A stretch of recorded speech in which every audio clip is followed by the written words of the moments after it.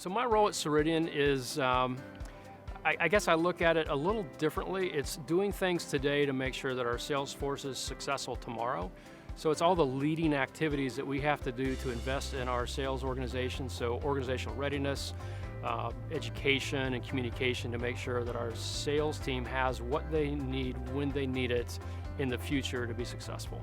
I hear over and over that the solution for any problem is to send people to training. And I get that because I've certainly said that in my own life.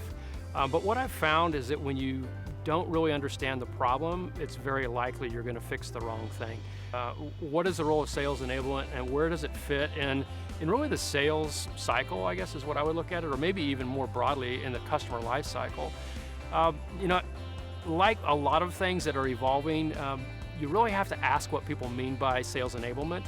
But because I think if I make the assumption that I understand what someone's saying, a lot of times I'm going to have the wrong assumption. For my organization, sales enablement for us is really in the marketing organization.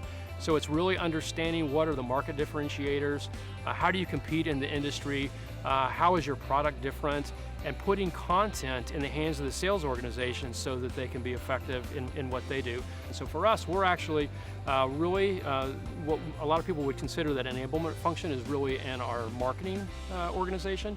But we work very, very closely and have a great relationship and I think a very effective one. And for us, when we identified really knowledge, skills, and abilities as a gap, we started looking at partners that we could have. Either we could build something ourselves or we could buy something and bring it in. In this case, we looked at really trying to get something more quickly than we could develop it ourselves, even though we got a fantastic instructional design and internal organization. We wanted somebody that really had expertise in that specific area that we were trying to address.